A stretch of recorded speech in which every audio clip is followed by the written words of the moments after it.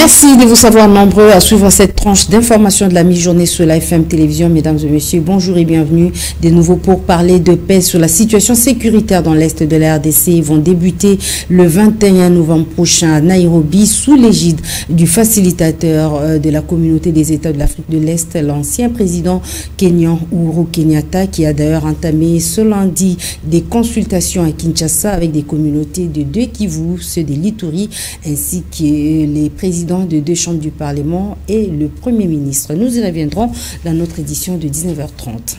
Le chef de l'État a reçu en audience son homologue angolais Joao Lourenço qui revenait du Rwanda à Kigali. Les deux chefs d'État ont parlé du suivi de l'accord de Luanda. Suivez ce reportage de la presse présidentielle. C'est le go d'un week-end diplomatique annoncé en République démocratique du Congo, marqué par deux importantes rencontres au sommet à Kinshasa. À la suite de la situation sécuritaire à l'est du pays et pour tenter de faire avancer le processus diplomatique après la désescalade entre la RDC et son voisin agresseur le Rwanda, le médiateur désigné par la SADC et l'Union africaine, le président angolais Joao Lourenço, est arrivé à Kinshasa dans la matinée de ce samedi 12 novembre. À sa descente d'avion par l'aéroport international de Njili, le président angolais a été accueilli par une délégation des membres du gouvernement conduite par le ministre congolais des droits humains, Albert Fabrice Puela. Et juste après, le cortège du président Lourenço a pris la direction du palais présidentiel de la Cité de l'Union africaine où l'attendait son hôte, le président Félix-Antoine Tshisekedi Tshilombo. S'en est suivi un tête-à-tête à huis clos de plusieurs heures entre les deux personnalités. À l'issue de leur entrevue, le vice-premier ministre, ministre congolais des Affaires étrangères et son homologue angolais se sont confiés à la presse pour fixer l'opinion sur l'initiative du président Joao Lourenço qui, selon le chef de la diplomatie angolaise, a multiplié ces derniers jours des initiatives de rapprochement entre Kigali et Kinshasa dans le conflit qui oppose les deux pays. Qu'étant réuni dernièrement à Luanda, le ministre des Affaires étrangères et des Relations extérieures de trois pays s'était convenu qu'il fallait poursuivre tous les efforts prévus dans la feuille de route de Luanda et aussi dans les communiqués conjoints de la commission mixte RDC-Rwanda. Et nous sommes tous conscients de la situation qui prévaut aujourd'hui à l'est de la RDC. Et il est bien normal que le président Lourenço, en tant que médiateur, adapte aussi son action à l'évolution de la situation. Pour sa part, Christophe Lutundula a rappelé les différentes étapes parcourues jusqu'ici avec les engagements pris par Kinshasa et Kigali dans le cadre de la feuille de route de Luanda et du processus de paix de Nairobi. Vous vous souviendra qu'il y a quelques jours, précisément la semaine dernière, il s'est tenu en Angola une réunion au niveau des ministres des Affaires étrangères du Rwanda, de la RDC, sous la médiation des ministres des Affaires étrangères de l'Angola. Et à l'issue de ces rencontres jumelées, un communiqué a été publié par les ministres des Affaires étrangères. En même temps, ils ont eu la chance, le privilège d'être reçus par le président Lourenço, à qui ils ont fait la synthèse de leur discussion. Et le président Joao leur a demandé de bien vouloir en faire rapport à leurs chefs d'État respectifs. Le président Félix-Antoine Tshisekedi a remercié sincèrement son homologue et frère, le président Lourenço, pour l'intérêt qu'il porte à la situation et à l'amitié entre la RDC et l'Angola et pour son implication personnelle afin de permettre au peuple congolais de retrouver tous ses droits en tant que peuple souverain et de créer le climat de confiance au sein de la région. Ce ballet diplomatique. Sujet de la restauration de la paix dans l'Est de la République démocratique du Congo, la communauté des États de l'Afrique de l'Ouest n'est pas en reste. Son président en exercice, le président guinéen Umaro Sissoco Embalo, était à Kinshasa où il a eu un tête-à-tête avec le chef de l'État congolais, Félix-Antoine Tshisekedi. Il a promis le soutien de la Guinée à la RDC. Suivez ce reportage de la presse présidentielle encore une fois.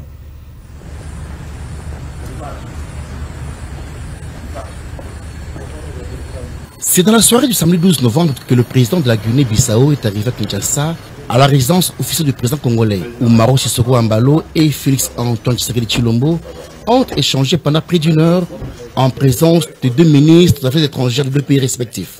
À l'issue de cette rencontre, au sommet, les ministres des Affaires étrangères de la Guinée et de la RDC ont reçu à la presse l'essentiel de ces échanges. Christophe Tundola inscrit la rencontre dans le cadre de relations bilatérales qui lient les deux pays. Bon, d'abord, vous savez qu'à titre personnel, les deux chefs d'État, son Excellence le président Embalo de la Guinée-Bissau et notre chef d'État, son Excellence le président Félix-Antoine Tshisekedi, sont des amis et des frères.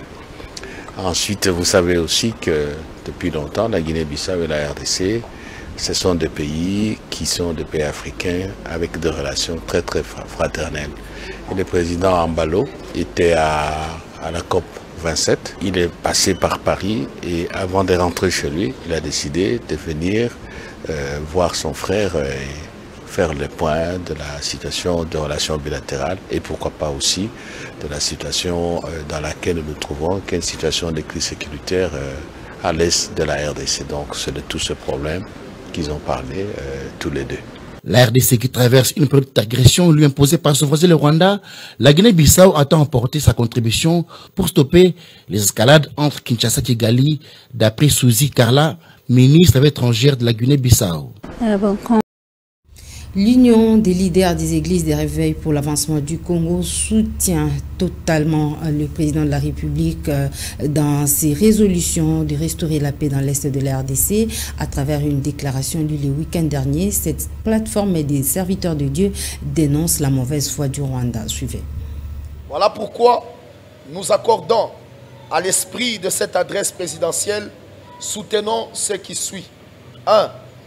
Étant donné que le chef de l'État ait épuisé toutes les voies diplomatiques à la résolution des problèmes d'insécurité et du massacre des populations congolaises à l'Est par des divers groupes armés, en particulier le M23 et leurs parrains rwandais et ougandais et les multinationales occidentaux, nous confirmons que la seule voie absolue pour l'éradication de cette plaie en RDC est la guerre totale contre tous les mouvements terroristes et leurs armées.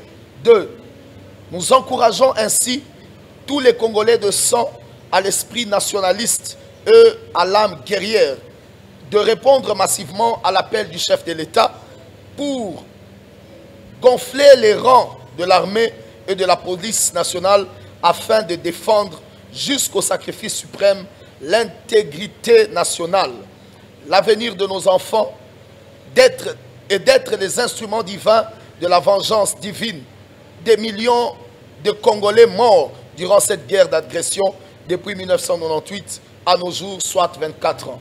3. Nous acclamons la décision de l'Assemblée nationale de promulguer la loi interdisant tout mixage et brassage des éléments militaires, terroristes, avec les éléments loyalistes, exigeant qu'un tribunal spécial soit institué pour juger et condamner de manière dure tous ces éléments rebelles.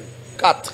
Demandons à la communauté internationale de considérer la position géostratégique qu'occupe la RDC face aux défis énergétiques, écologiques, financiers et sanitaires sur le plan mondial à cause de sa biodiversité, ses terres arables, ses eaux et ses minéraux comme un patrimoine mondial à protéger à tout prix. Nous sommes convaincus que la prise en compte de cette considération poussera toutes les nations de la terre à rechercher la paix, la sécurité et la stabilité de cette nation en soutenant toutes les démarches diplomatiques et militaires du gouvernement congolais et de son président Félix-Antoine Tshisekedi Tshilombo afin de dissuader par tous les moyens toutes les alliances présentes et futures élevées en barrière contre la paix et le développement de la RDC, de l'Afrique et du monde. À toutes les différentes classes politiques de notre nation, rappelez-vous que l'heure n'est pas au débat politicien, mais plutôt à la cohésion nationale. En tant que chef d'église et père spirituel, nous vous exhortons à revêtir le drapeau de la nation comme votre seule identité et vous allier à votre armée et à son commandant suprême, Félix-Antoine Tshisekedi Tshilombo, chef de l'État. Votre prise de conscience. Et nous encourageons à maintenir la pression sur toute forme d'activité pacifique pour montrer votre ras-le-bol de cette guerre et inciter la communauté internationale à soutenir la RDC car notre revendication est véridique. Pour l'union des leaders des églises pour le relèvement et l'avancement du Congo, l'évêque général Fidèle Yehicha Kalakala, chef spirituel et représentant légal. Je vous remercie. Parlons à présent de l'affaire Jean-Marc Kabound. Après le refus de la Cour de cassation de surseoir l'exception d'inconstitutionnalité soulevée par le prévenu, c'est ce lundi que débute l'instruction à la Cour de cassation. Vous aurez des plus amples détails sur ces dossiers dans notre édition de 19h30. Tout à fait autre chose. La fondation Tozala Nabolingo s'accroît au jour le jour et c'est là dans un seul objectif de vulgariser son message basé sur l'amour du prochain. C'est dans cette optique que le coordonnateur de cette structure, Jacques Sombala, est descendu au quartier Mpassa dans la commune de Lancélé, sur l'avenue Terre Jaune, pour implanter une branche de cette fondation qui vise l'unité et l'amour. Nous y reviendrons dans notre prochaine édition. Le pire est à craindre sur la route Kimbanseke, rongée à moitié par un ravin à hauteur du complexe scolaire Saint-Baga. Circulation difficile, crainte d'affaissement du sol. Les décors est planté pour ôter la population de la quiétude. Reportage Igor Sombo et Papi Evangou. Impossible de mieux circuler sur cette route, déjà consommée à moitié par cette érosion qui se creuse de plus en plus. Pas moyen pour les véhicules de rouler à deux sens dans le même temps, il faut le faire à tour de rôle.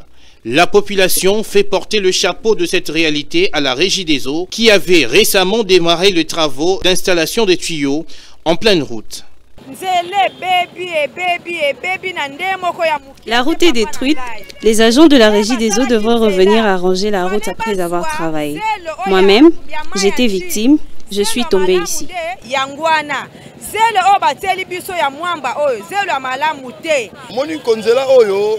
On souffre. Les autorités doivent trouver une solution. Déjà que le pluie continue, les maisons peuvent s'écrouler si ça continue comme ça.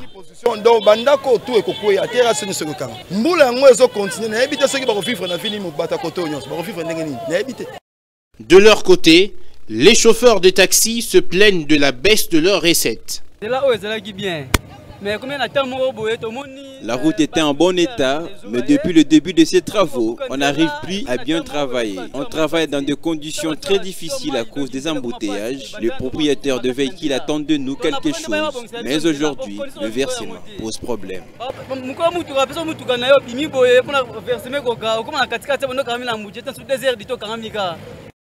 Le pire est à craindre si les solutions n'arrivent pas au bon moment. À présent, je vous convie à compléter l'essentiel de l'actualité parue dans les journaux.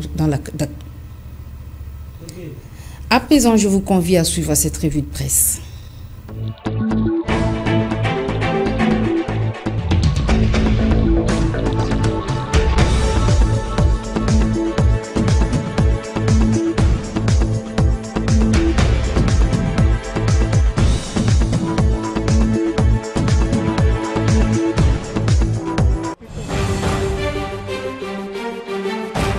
Bonjour et bienvenue dans cette lecture de journaux sur FM Télévision. Débutons avec les quotidiens Libre et Débat qui titre Diplomatie, conflit RDC-Rwanda, l'Afrique se mobilise. Félix Tshisekedi a échangé avec ses homologues angolais et bissau-guinéens ainsi que l'ancien président du Kenya, Uhuru Kenyatta. Au journal des précisés, l'Afrique se mobilise pour mettre fin à la guerre d'agression que le Rwanda impose à la RDC. C'est dans ces cadres qu'une intense activité diplomatique a été déployée au courant de la semaine écoulée par le chef de l'État congolais, Félix Antoine Tshisekedi Tshilombo, qui a reçu plusieurs hôtes des marques venus à la Cité de l'Union africaine. Tout a tourné autour de la recherche d'une solution diplomatique en vue de conjurer la tension qui couvre entre Kinshasa et Kigali. Les quotidiens renchéris, le premier à fouler les sols congolais, Fizoao Lorenzo, président de l'Angola, qui a été désigné médiateur de la Cité Siergel. Ensuite, fit le tour du président bissau-guinéen Umaro Sissoko, président en exercice de la CEDEAO, et enfin l'ancien président du Kenya, Uhuru Kenyatta, désigné médiateur par la Comité économique de l'Afrique de l'Est. Arrivé ce samedi matin à Kinshasa en provenance du Rwanda, le président de l'Angola, Joao Lorenzo, s'est rendu au palais présidentiel du Mongaliema où il a été reçu par son hôte, le président Félix Tshisekedi. Les deux chefs d'État ont eu un tête-à-tête de plus de 2 heures, ensuite élargi à une séance de travail avec le Premier ministre congolais et le ministre des Affaires étrangères de 2 pays, ainsi que le proche collaborateur. Les 2 dirigeants ont évoqué le processus de Luanda en rapport avec la situation sécuritaire à l'est de la République démocratique du Congo. La prospérité lui titre Assemblée nationale, les députés prorogent pour la 36e fois l'état des sièges. En croire les journaux, sous la houlette de Christophe Mbosso, président de l'Assemblée nationale, les élus nationaux ont, au cours de la plénière de jeudi 10 novembre dernier, voté la 36e fois le projet de loi portant prorogation de l'état des sièges sur une partie du territoire de la République démocratique du Congo. Pour un total de 286 députés présents dans la salle de plénière, 284 ont voté oui, 2 ont voté non et aucune abstention.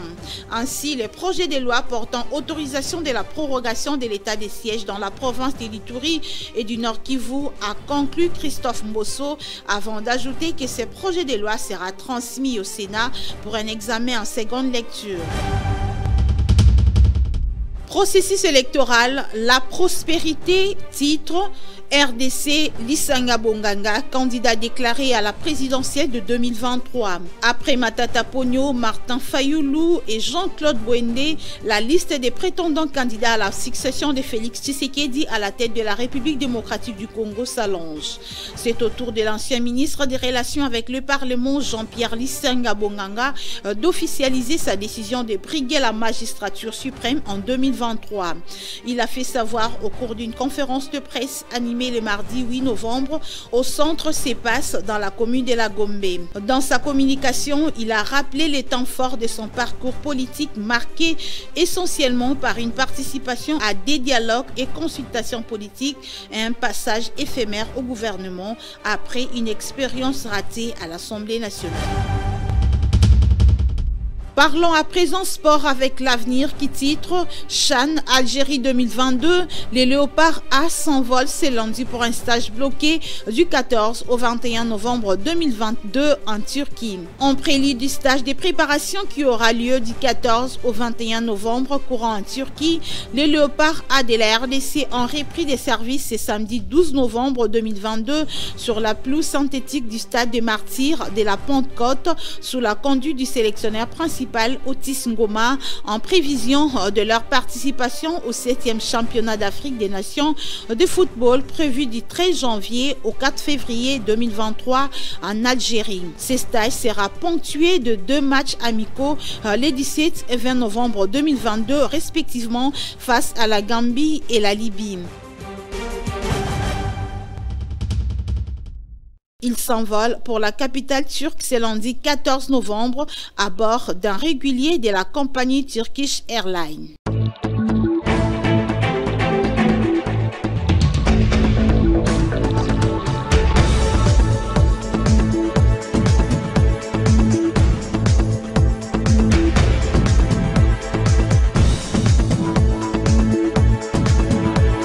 Nous sommes lundi 14 novembre, l'humanité célèbre la journée mondiale du diabète. C'est quoi le diabète? Comment vaincre le diabète? Pour trouver les réponses à toutes ces questions, suivez et connectez-vous sur notre chaîne YouTube Fondation Maloua. Vous allez suivre le docteur Jacques Louangui du centre hospitalier Dominique Lecoeur qui donne des plus amples détails à cet effet. Et je clôture également cette session d'information sur la FM Télévision. Mesdames, Messieurs, merci de l'avoir suivi.